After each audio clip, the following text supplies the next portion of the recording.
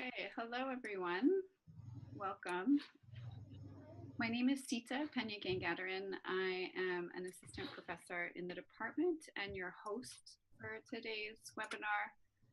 I joined the LSE in September of 2015. And hello, I'm Robin Mansell. I'm a professor also in the Media and Communications Department. And I think actually you're on mute right now. No, I'm not. Can you hear me? I'm not on mute. Can't hear me? Hear you. Oh. Okay. Maybe it's actually my headphones. Can you hear me now? Yes. Okay. So I guess everybody else heard me. I'm Robin Mansell, head of department of Media and Communications. I joined the department in 2001. And welcome everyone. We can see that there are about 15 participants that are joining us, and we're anticipating more throughout the hour. I'm going to briefly outline the format for today's webinar. Before I do that, I just want to bring your attention to one of the features of the conferencing system that we're using today. If you look at the navigation menu, which I think is on the bottom of your screen, you should be able to see something where it says an option for Q&A. Please feel free to start typing and submitting your questions in the Q&A function, using the Q&A function. You can either submit your questions anonymously or using your real name, and we encourage you to start posing your questions now, and that'll help us get ready for the Q&A section, which will take place later on. If you have any questions regarding the webinar platform itself, we encourage you to use the chat function, which you should see slightly adjacent or to the right of the Q&A function of the webinar platform. And you can direct your chats to me or to the panelists. Robin and I are panelists, and you are, I think, attendees of this webinar. Feel free to direct them to the panelists unless you think that all attendees would benefit from seeing your chat. As to the format, I'm going to hand it over to Robin, our head of department, to briefly say a few words about the job call. And she'll speak for about 5 minutes, sharing some information about the nature of this open specialism, this open specialism call, and other details that we're frequently asked. I'll then speak for about 7 minutes regarding what it's like to work at the LSE, and then we'll move immediately to the Q&A. And hopefully by then you will have already posted a number of questions, which we'll queue up and respond to in turn. We'll wrap no later than 5 p.m. British Summer Time. And I'll just let you know that I will read the questions just for the sake of the recording. This session is being recorded, and it will be archived along with the other webinar that we held last week on our website. So yeah, Robin, do you want to get started or add any more logistical details or get started? No, I don't think so. Just to be clear, we're going to run for an hour. The reason why we're doing the webinar and the one last week is because we're very interested in encouraging applications to this assistant professor post from around the world and as a diverse pool of applicants as possible. We held a face-to-face session at the International Association for Media and Communications Research in July of this year. And we were really encouraged by the people who attended in person and the kinds of questions that they asked. And our main ambition is to enable you to understand what we look for in a truly excellent application. because the job, as you know, is an open specialism, which means we're looking for excellence in teaching and research. If you are curious about what open specialism means, we'll be able to talk more about that. But I really encourage you to look at the list of essential and desirable characteristics, which are in the longer pages of the job advert, because that gives you some impression as to what we're looking for. Basically, in terms of the job itself, we're looking for someone who wants to contribute to the intellectual life of the LSE, and in particular to the department. I think we're a really vibrant department. We're very interdisciplinary. We don't regard the field of media and communications as a discipline per se. In the department, we have people with backgrounds in politics, sociology, social psychology, philosophy, linguistics, some people with legal backgrounds, and some economics, and some anthropology. Forgive me if I left out your favorite discipline, but we do have a big array of people whose main ambition is to understand and critically assess and teach about why the mediated world makes such a huge difference in our lives. We're looking for people that have theoretical expertise and really enjoy doing empirical research as well. People who really also want to bring their research to make a real difference in the world. So I think with that as a introduction, I'll hand back to Seeta now to talk about what it's like to actually work here. Great, thanks, Robin. So hello again. As I mentioned, I started here at the LSE 2 years ago. And just so you have a little background about me, before then I was based at a US think tank at New America, and I also held a postdoc before that at an American university. I also completed my PhD at an American university, though let it be known that we are a very diverse faculty coming from different parts of the world, and certainly those, many of whom are based here in the UK. I want to review a few things. First is teaching load. Second is teaching certification. The third is to just give you a sense of the student body. Fourth is to build on the orientation of the department, as Robin got us thinking, and time permitting, just what you might expect from your first year here.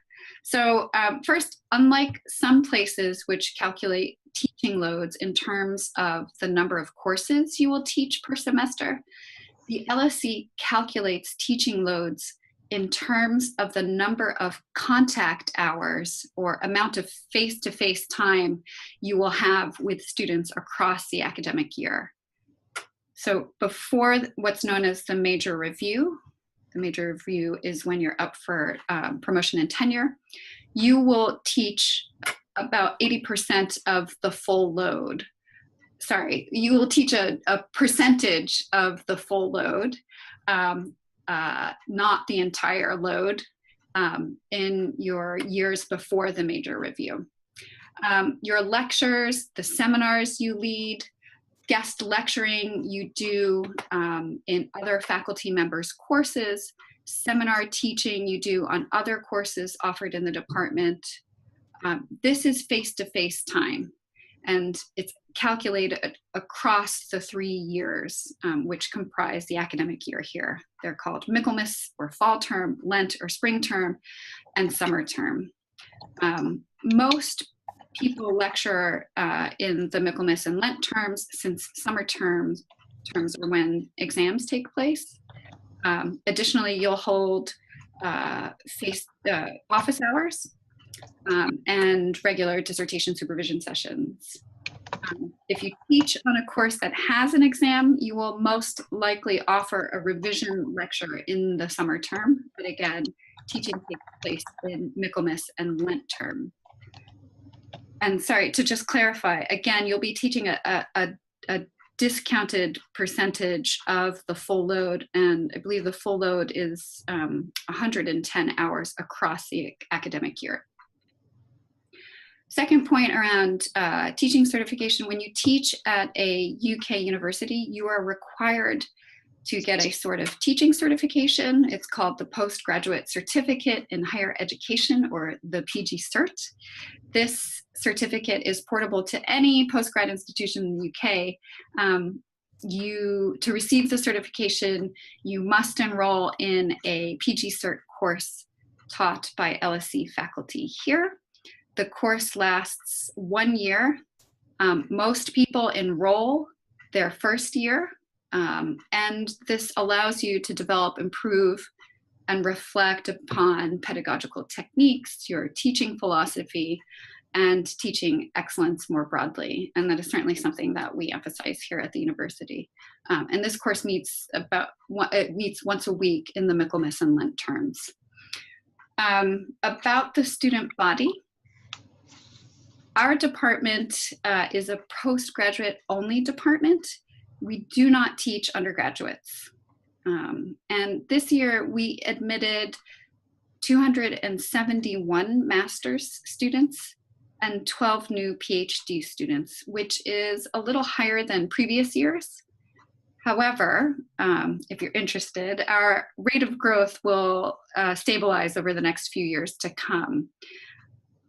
The master's program, with the exception of our joint master's program, that's the joint master's program with the University of Southern California, Fudan University, and University of Cape Town. Those are our joint master's program. With the exception of those, our master's programs last 1 year, and students will submit a master's thesis of between 10 and 12,000 words at the end of the summer. Most PhD researchers complete their PhDs in 4 years. And I think this is an important contextual detail. Because we do not teach undergraduates, postgraduate teaching assistantships are somewhat rare in the department. We use GTAs, or graduate teaching assistants, what others might call TAs, to lead workshops and to advise students on dissertation progress, especially after the summer term. This means, as a course teacher or a course convener, you, and not a TA, will grade or assess your students' coursework. Quickly, about our faculty profile, I think actually Robin already mentioned, we're both theory and empirically driven. Our work does, on the whole, tend towards a critical communication tradition, but we generally pride ourselves on the diversity of our expertise, our disciplinary traditions, and we most certainly look forward to continuing our commitment to diversity in how we approach the study of media and communications. Do you have a minute to add just a sentence or two about first year? Yes. Okay. It'll be really busy. And I think actually, as Robin wisely advised me, do pick one goal you want to achieve by the end of that year. You'll be learning a new institutional logic, meeting students from all over the world, learning about your colleagues, potentially learning a new academic system and calendar. It's a lot, but I cannot stress that this is a really great place to work, a very collegial atmosphere, and one where you can certainly grow as an academic. So thanks for listening to me. We're going to switch gears now and open up the remainder of the webinar to Q&A. As a reminder, the way this is going to work is, and I can see that a number of you have already typed in your questions, but please do type in your questions to the Q&A section of the webinar interface. And we're going to address these questions verbally. So I'm going to read them through, and Robin will respond, and I'll chime in where possible. So let me just open up the Q&A panel. So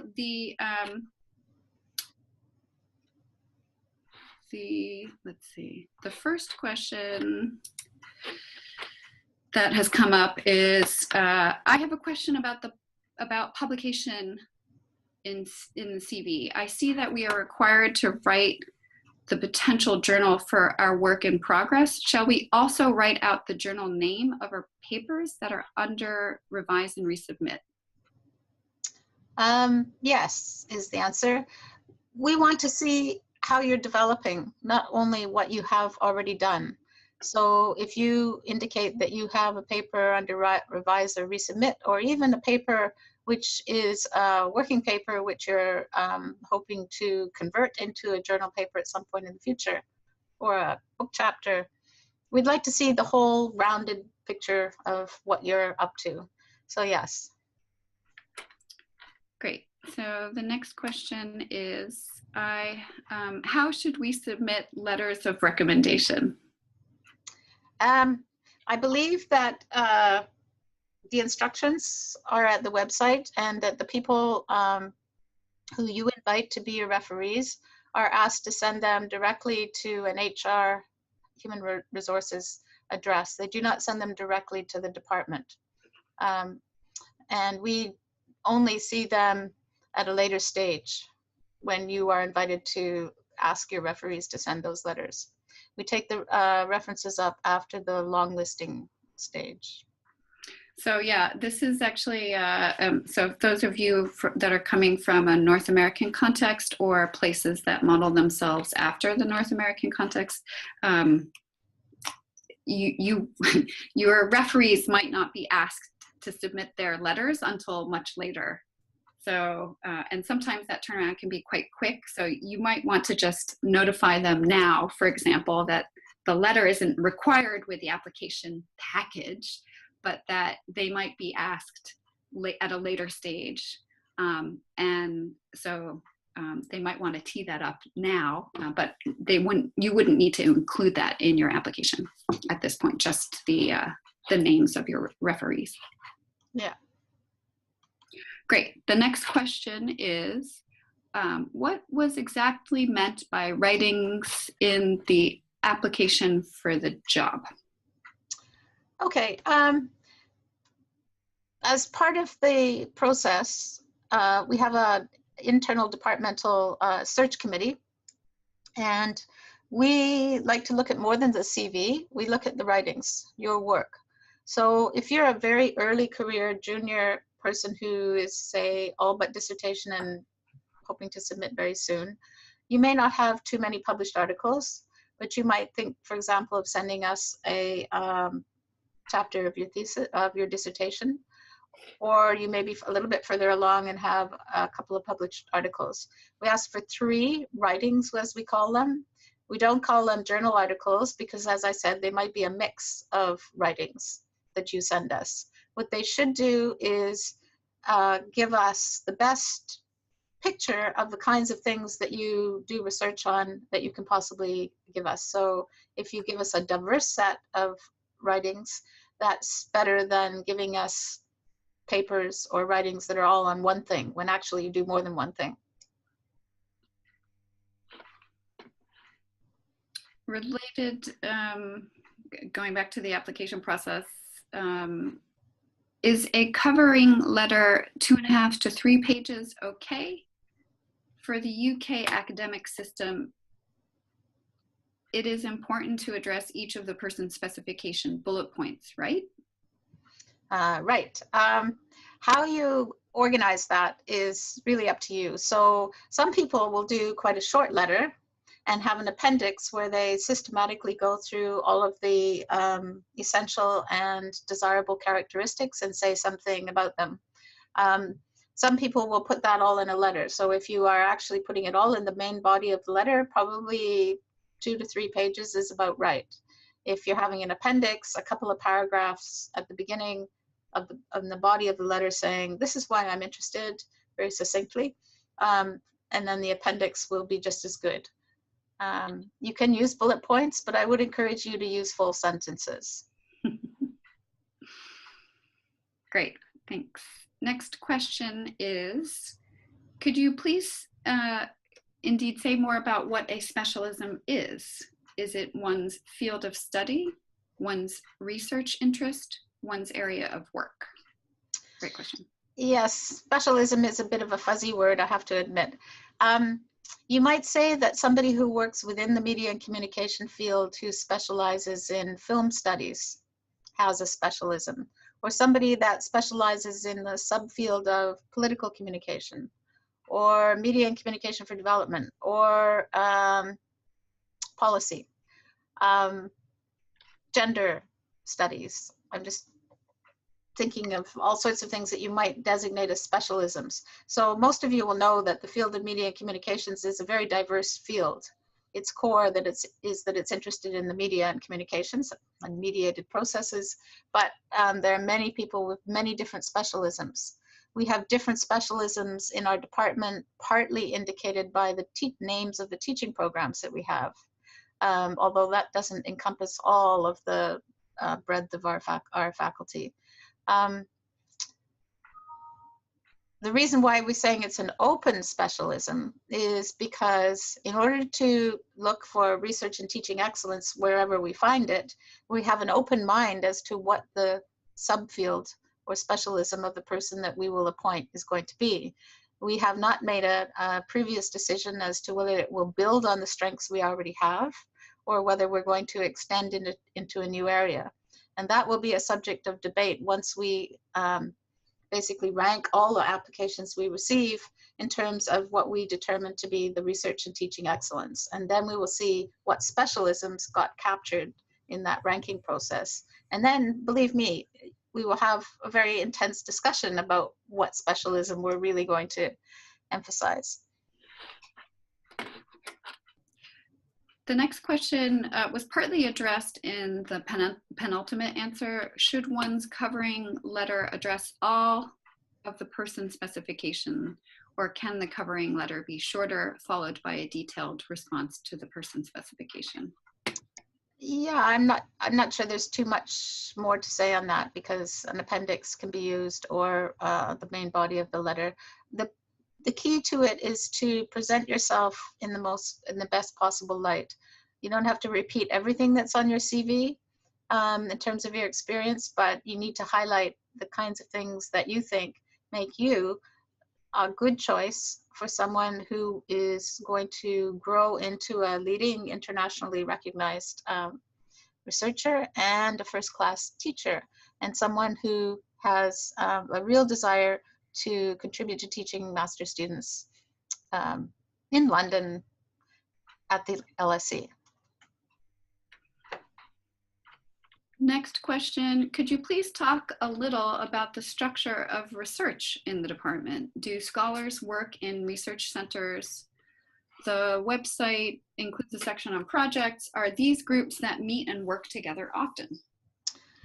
The answer to the last question about the projects is yes, these involve intensely working smaller or larger teams depending on the project. We have some internally departmentally sponsored collaborative projects which often involve students, and we have externally funded projects with partners wherever they may be. The department was founded, it's actually quite a long time ago now, but compared to some departments, particularly in the US, not very long ago, in 2003. And at that time, we were only 7 full-time faculty. Now in 2017, we are 21 full-time faculty. And so we are at the point now where in the coming years, it's quite likely that research centers will start to be established. But growing between 7 and 21, we haven't felt it sensible or desirable to create a research center that sits inside or on the side of the department. But it is certainly something that is coming in the future, because the larger we grow, and as Seeta said, we're more or less on a level trajectory now, but we will grow incrementally. Having research centers is deemed in the LSE to be a really good thing. And there are many of them in the LSE. And in fact, faculty in our department contribute to other people's research centers. So Seeta, for example, is both teaching and contributing to research for the International Inequalities Institute, and several other members of our department also contribute. So there's lots of ways in which you can get connected with a research center. It just may not be inside our department. I have was just pausing to think if I wanted to add anything to that. Just to give you an even more specific sense, our faculty will come together sometimes around a particular open call for a research grant. And we have historically run, for example, thematic reading groups, and we have a strong tradition of hosting research dialogue that takes place every 2 weeks, where we're able to present our research, including for works in progress, to our colleagues and to the visiting fellows that form part of the department, and colleagues and collaborators in the area. So there is a vibrant research culture. And I think also to add to that, I mean, we're very excited about our research culture. I think unlike some departments which I've heard about, we don't have people working in silos, at least hardly at all. Certainly people have their own specialisms and different backgrounds and different interests, but generally speaking, people communicate with each other across their different fields of interest. And that is quite an exciting thing to happen in a department. You don't have the little, categories of people that don't talk to each other. It's really quite a, open exchange that goes on. Yes. I'm seeing that we have quite a few questions, so I'm going to try and, where possible, I'm going to try and group them. But for now, the next question is, I'm wondering how much emphasis the department puts on teaching, research, or the balance between teaching, research, and service. Well, it certainly varies over a career, but for junior or early career staff, Seeta explained what the teaching load is, which is a 20% discount basically on whatever the average load across a year is. So if the average load is 110 hours of direct contact hours, a 20% discount on that. Research, we encourage people to be research active. They do surveys. I don't know how meaningful they are, but most people in the LSE spend about 50% of their time researching. And in terms of service, at the beginning of a career, we hope that people will volunteer formally or informally to do service inside the department. So you might take on leadership of a group, which is, as Seeta said, organizing a reading group.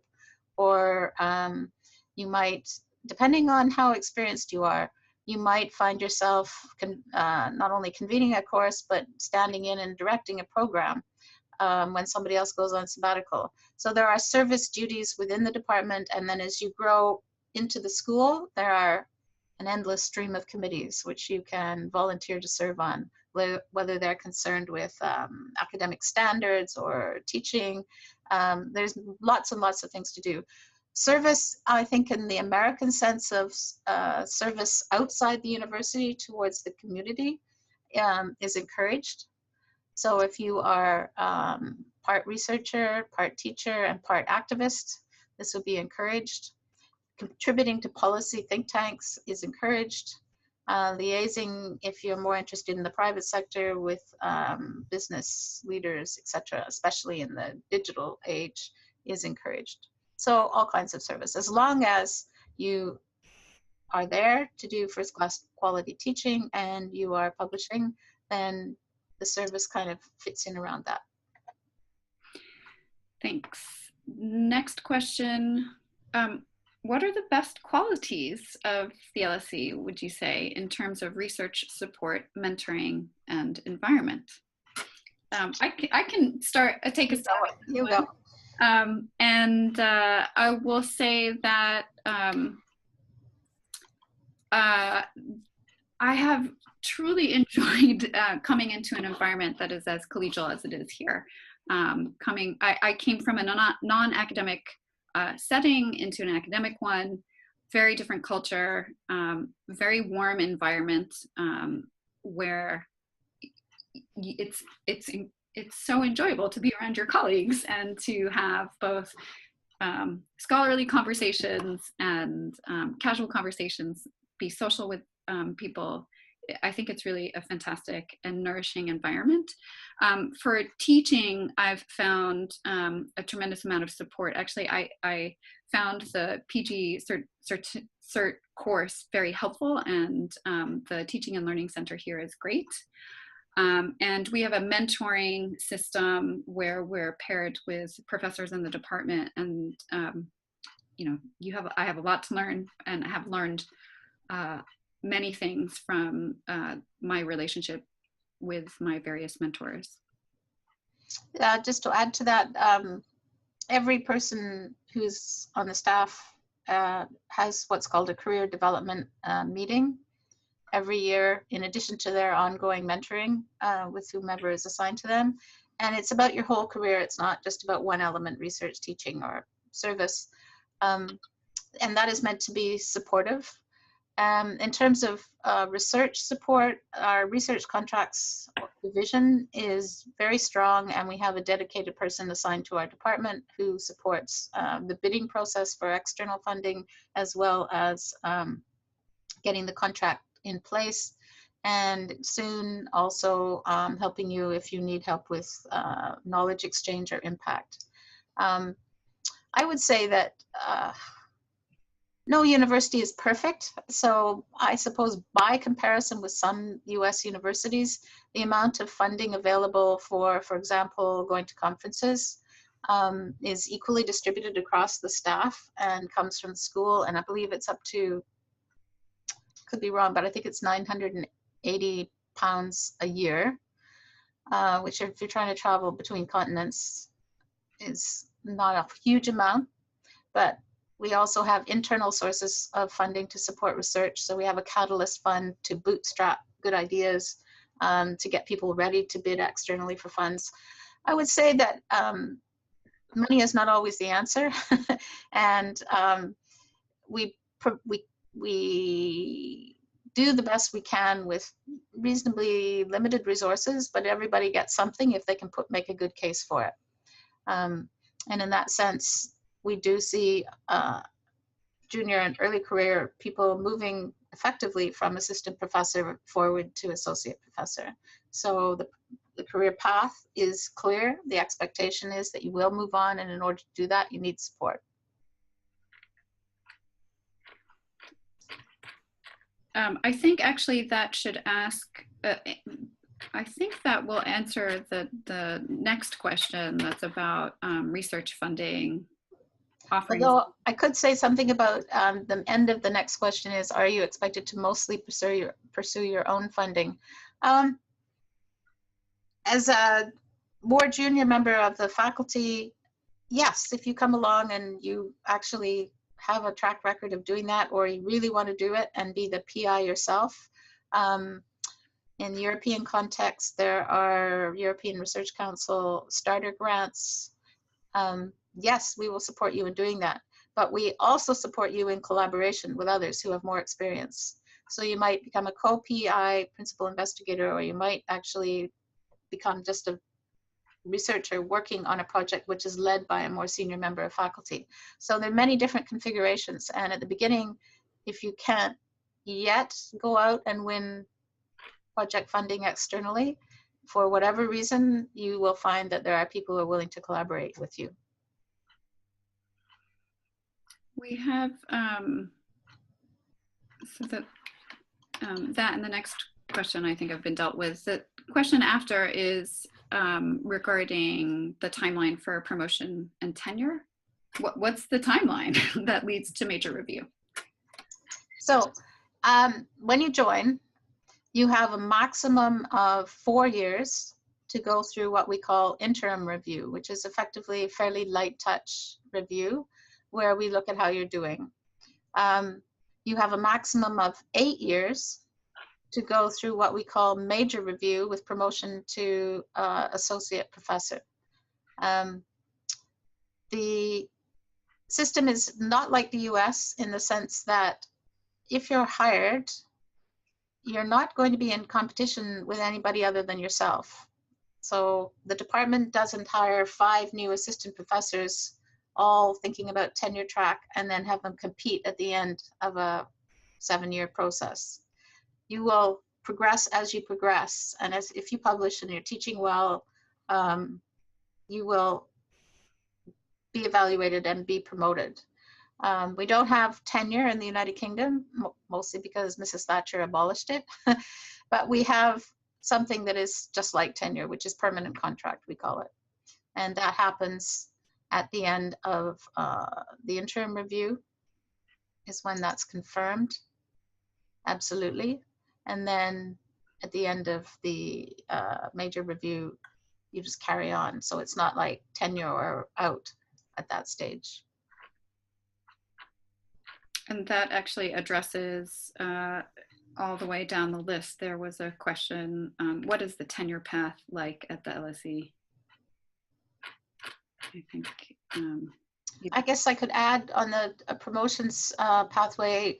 In some universities, the promotions process is handled at the, say, school level, in the sense that there's a dean and it happens at that level with the committee. In the LSE, it happens at the center of the school. So all cases for promotion go forward to a central committee where people talk about their research achievements and their trajectory, and they present their CV and they present their writings. And those are assessed by their own referees, by external evaluators, as well as internal readers in the school, and then the committee makes a decision. Next question, in terms of the interdisciplinary aspect of the department, do you have any connections with other departments in LSE? For example, the gender studies department. Yes, we do. With the gender studies department, we actually run a joint MSc in, I can't remember what it's called. It's media and gender. In any case, it's joint with the gender department. We have research connections across the school. So for example, I have quite strong connections with some of the people who do information systems work in the management department, and also with the law department, because they're very interested, obviously, in the legal regime for governing new technologies or new media. We have some faculty who have quite strong connections with sociology and with the anthropology department. So basically, I wouldn't want to say that we're thinly spread, but we look outwards as well as inwards. And the department, happily, is not regarded as, you know, some peculiar place where people study the media. It's regarded as a resource for people with expertise. And as the internet and the digital environment becomes pervasive across all areas of social life, almost every other department is beginning to do work that touches on what we do. And we see that as entirely complementary, not competitive, and therefore we seek to collaborate and interact with as many people as we can.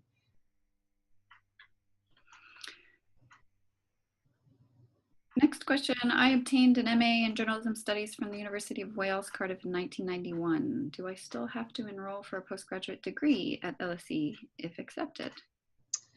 I'm afraid the answer is yes. One of the essential characteristics is that the appointee have a PhD by the time that they are appointed to this position. In some ways, I wish the world was otherwise. I understand that experience counts, but from an LSE perspective, we simply can't hire anybody that doesn't have the PhD in hand. I'm really sorry. The next question I do believe we addressed about what an what a specialism is. Mm-hmm.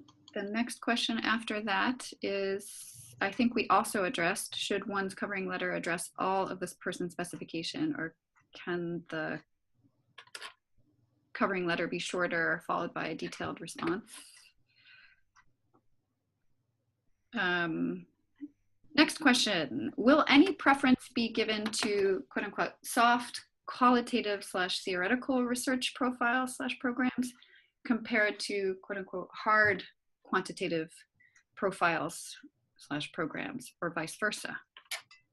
No, we are a multi-method department. We value qualitative or soft research methods. And I don't know, theoretical programs, if you want to call it that, and quantitative research methods.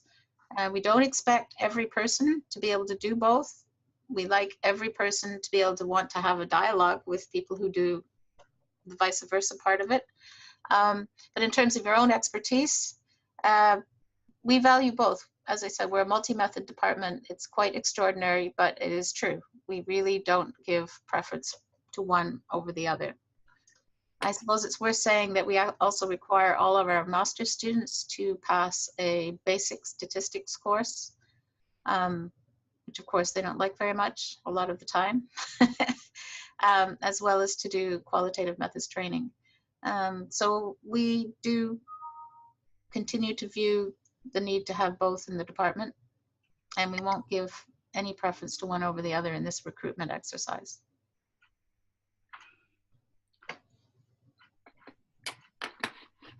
You say on the job advertisement that you're open to humanities perspectives. Can you give some examples of humanities-based work in the department? We have some research on mediation and migration and inequality, and particularly the role of media and communications in urban settings. And that research is, for the most part, qualitative, and it is funded in this country by the Humanities Research Council, who has a major research initiative on urban space and the organization, the ambient environment of urban space. So that's an example of research in the department, which falls mainly on the humanities side of research funding councils in this country. I suppose research that looks at some aspects of the creative arts and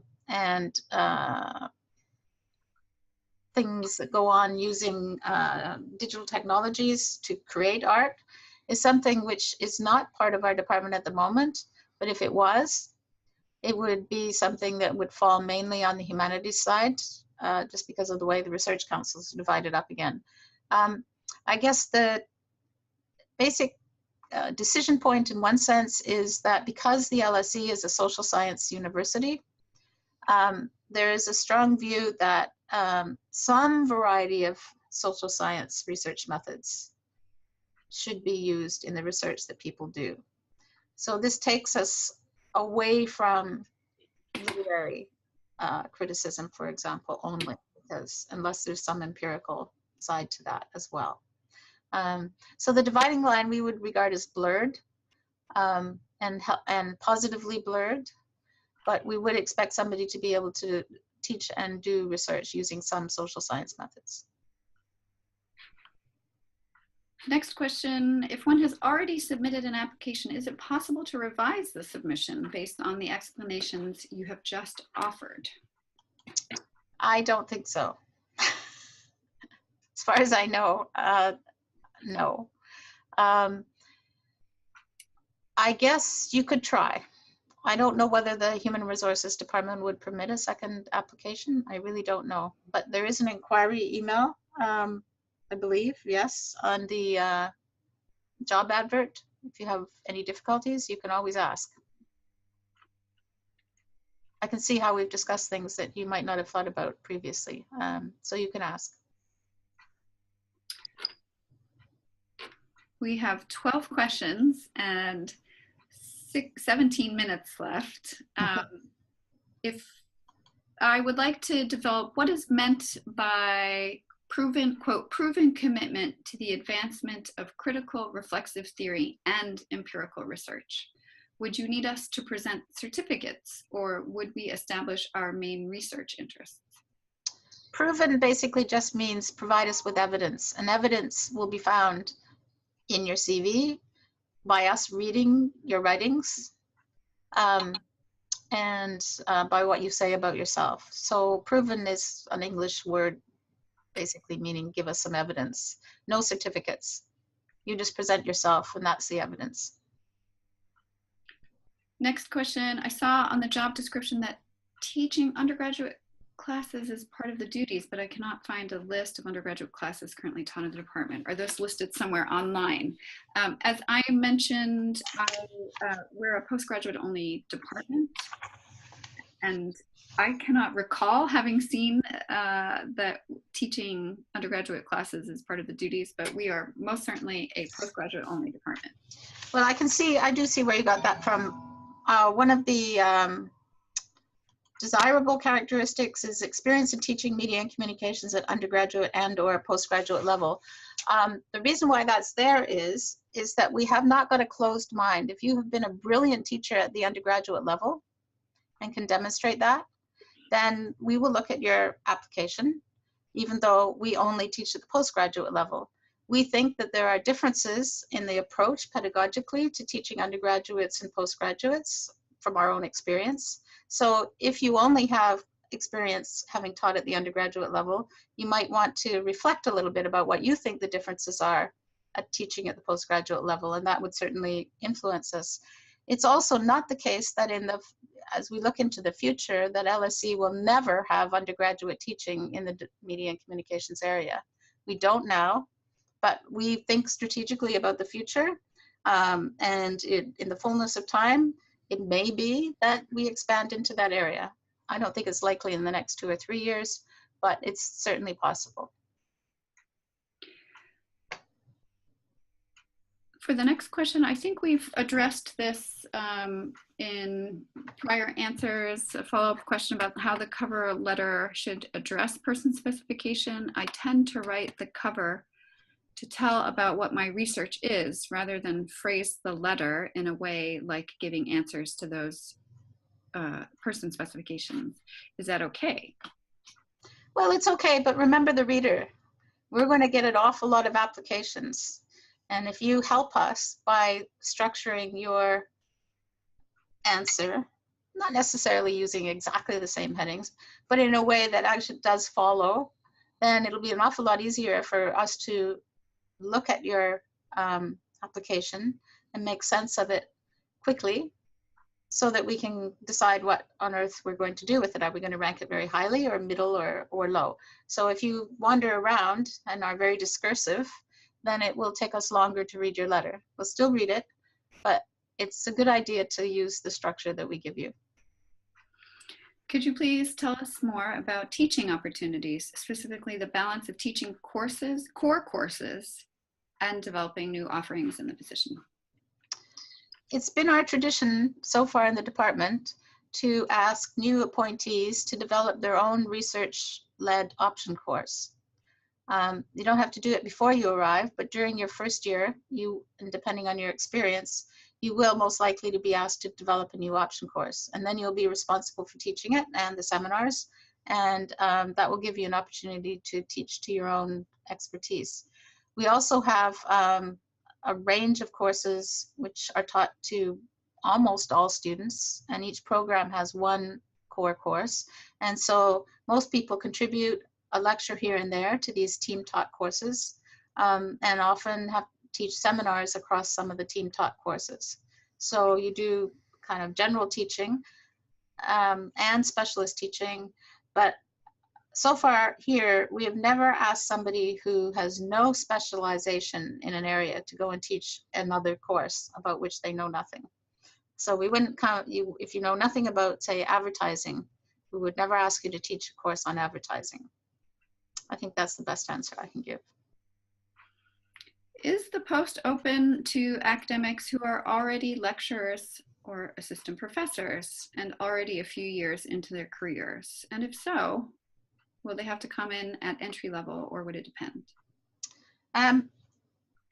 Within the range of experience at the assistant professor level, we welcome early career, very early career people and people with substantial experience. The actual salary point to which you will be appointed or step on the salary scale will be a decision between me as head of department and one of the pro directors, as we call them, in the center of the school, who will decide if you come first, get through the whole appointment process, and we make you an offer. The offer will be the result of that discussion between him and me.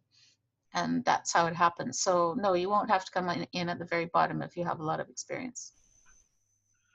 For the next two questions, I do believe we addressed them. Is any internal research funding available for faculty members to apply for? What will the basic research funding for the post look like, if any is available? And the second question, what is the tenure path like at the LSE? So next question, since you emphasize collaboration and teamwork, should we specifically outline in the cover letter whom in the department we would hope to collaborate with? Secondly, you outline that the ability to attract external funding is desirable. Would you be able to consider someone who has not attracted significant external funding yet? Finally, should we include co-writes in our sample writing? I think this person means co-authored.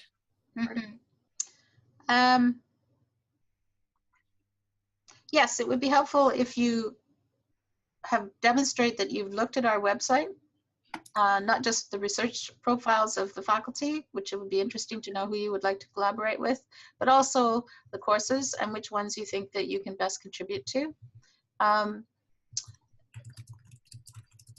It's desirable for you to tell us if you have already attracted external funding. And if you haven't, it's desirable for you to think about what sort of external funding you might be interested in. So are you interested in Research Council funding or European Commission funding, which tends to be very internationally collaborative? We're just interested in what you're interested in, because we're not here to shape you from the outset. We want you to bring us something, and so we're looking to see what it is you're going to bring us. Should you include co-authored pieces in your writing sample? If you don't have a range of sole-authored pieces, or you come from a subfield in our bigger field where co-authorship is the norm, include co-authored pieces. But if you do, try to give us some indication as to what role you played in that authorship. Try to tell us whether you were responsible for conceiving of it, or doing the literature review for it, or doing the empirical research if that's relevant for it, or writing up the first draft, or what is your role? I wouldn't say give percentages necessarily, although you might, but we're much more interested in a qualitative description of what role you played in that paper, because then we'll be able to read it with that view in mind. If one is thinking of sending articles to journals soon, and one is hoping to be hired, should one hold off and submit as part of the LSE's ref submission? And actually, Robin, it might be worth clarifying what ref is. In the United Kingdom, they have what's called a research evaluation framework, which is an evaluation of the research excellence of every department and university in the country by discipline, etc. It happens every 7 or 8 years, and the next time it happens is in 2021. So by 2020, every person who is in the department will be read internally to see what papers they have published, and we will be looking for excellent papers. In this round of the ref, people will be expected to have at least 2 papers, and some very experienced people will have maybe up to 6 papers. You shouldn't hold off, because the only way we will be able to consider papers for that submission in 2020 is if they've already been published. So you need to target journals and get them published as soon as possible. For people coming from overseas who are not familiar with this process, we have quite a long list of journals in the field which we consider to be excellent. Some come from America, some come from the United Kingdom.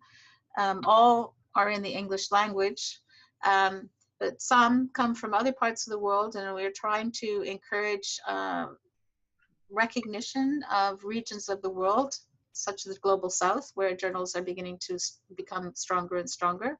But we would hope that you would be able to figure out for yourselves what are the highest impact journals. So to give you an example of the highest ones that we think about, it would be new media and society, or media communications and culture, media, culture, and communications. But there's a range of journals. It's not like a management department where you have to publish in the top 4 journals or else. So by all means, start publishing. Are all interviews going to be held December 11th? I think so. I have to look at the calendar to make sure 11th is the exact right date, but I think the way the British system happens is that you will be invited for the day before to give presentations where all of our faculty will attend. Your presentations will be around 40 minutes with some Q&A. You will touch on your research and what you're interested in teaching. And then the next day, there will be a more formal interview, which can last up to 40 minutes, which will be chaired by somebody at the center, a senior person at the center of the school. It will have myself and Professor Sonia Livingstone as department representatives, and then it will have 2 other what we call related department representatives who will ask questions about your teaching research experience during that time. And at the end of that period, they will make a decision, and soon after that, an offer will be made. So it's not a long, drawn-out process the way it might be in some other parts of the world. If an applicant has both scholarly and public-facing publications, should the writing samples be focused on scholarly publications, or would the committee prefer to see a mix of scholarly and public-facing writing samples? I think from the LSE's point of view, emphasize the scholarly. But by all means, tell us in your covering letter about your public-facing publications and the things you like to do, because I wouldn't want to say we devalue that aspect. But I do think that the reading of the writings process is very much around your approach to theory, your approach to empirical research, if that's what you do, and for us to get a sense of the quality of your work in that regard. So scholarly for this purpose. Last question, do you value publications in languages other than English? We certainly do, but remember, this is an English-speaking university in the United Kingdom, and from the point of view of appointments, when you submit your writings, we need to be able to read them, and the people on the appointing committee will be reading in English, even though some of them will not be English as a first language person. So it happens that the chair of this committee, which will do the interviews, is German by origin, but he will be looking for English language competence and ability to write. So if your CV has some foreign language publications on it, we will actually look to see what journals you've published in or what edited collections you've published in another language. But we would hope that you have at least enough evidence at the point when you apply, enough meaning at least 3 writings in English, whether they come from your dissertation or elsewhere, which we can read and evaluate. Great. So I think we're pretty much on time. I just want to ask Robin if you had, somehow we made it through 31 questions, which is kind of remarkable. And I just want to ask really quickly if you had any closing thoughts or remarks, and I can also share a few thoughts and then we'll close out. I don't actually. I think it's been a rich set of questions. No. Great. Well, thank you, everyone. It was really fantastic to see so many questions being posed. We hope that we've provided more clarity and context that will assist you in applying to this position.